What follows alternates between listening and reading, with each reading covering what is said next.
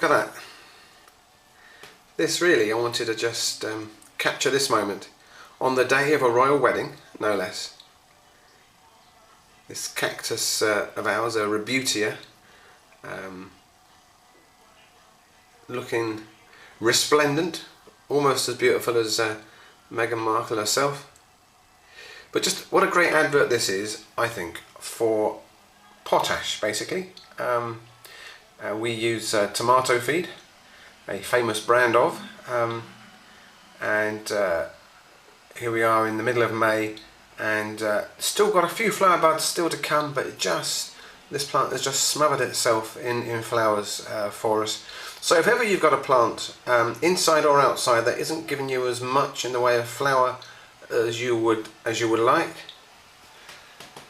take a leaf or a flower out of this plant's book and get some potash in one form or another. Ask at your local garden centre for a fertilizer with potash in. And beloved, my wife, has been feeding this one over the last few months with a little bit of tomato feed in with the water, and I think we can agree it's worked. And now, this is probably about a month since we filmed that first clip of our rather lovely Rebutia.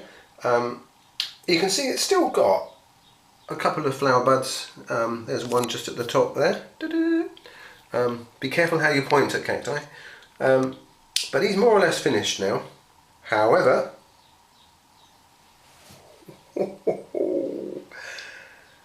look at this little darling.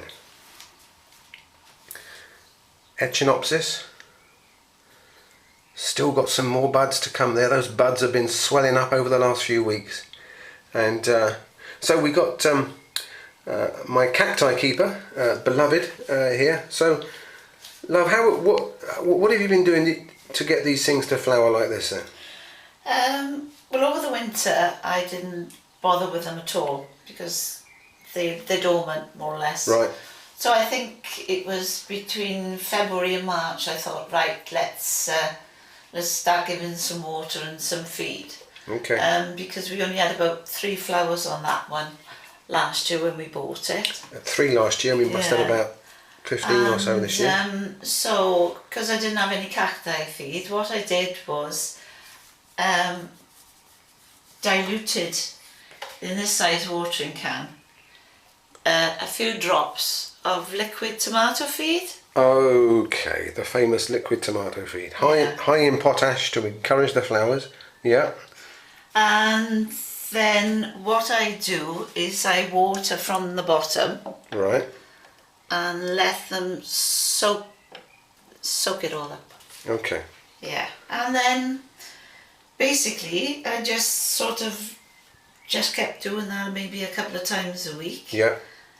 Because if they soak it up straight away, or they obviously want the water. Right. But if there's a bit of water left in the bottom, like there is with this one, right, is don't right water them for a good few days because he obviously doesn't need them. I mean, I'm not sure what cacti growers feel about using liquid tomato feed, but it seems to work for us. Yeah, I don't think there's any law against it. No. So, okay, so I suppose how often you do this will depend on, so this is in a very sunny kind of porch area here, yeah. Facing afternoon sun, so it does get quite warm. The sunnier the windowsill, and they are a good windowsill plant, the sunnier that situation, the more likely they're going to need that bit of water during the summer months. And I'm guessing then once we get into the autumn, we're gradually going to give them less and less and less, and then we're assuming that they're going to go dormant over the winter, so we cut right back and maybe just give them a little drink once a month, something like that. I think I probably do it when let me remember to do it, you know. When you remember. When I remember. Yeah, over the winter I haven't touched them. Right. Didn't touch them at all. I don't think I even looked at them, to be honest.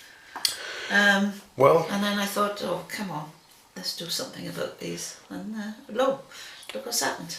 Fantastic. Well, you get a gold star from me and everyone in the wonderful world of YouTube, because that is One beauty of a cactus. What are you going to say then, love? And one thing we do remember that when we did buy them last year, we did pot them up. Not a great big difference in pot, but we did pot them up. So they did have fresh compost. All right, and that's well drained cacti compost, nice and gritty and sandy. Yeah. A couple of people on the YouTube channel have been asking how to repot cacti. The key thing is carefully. But when these are grown a bit more, we'll repot them again, and we'll make sure we capture that on a video.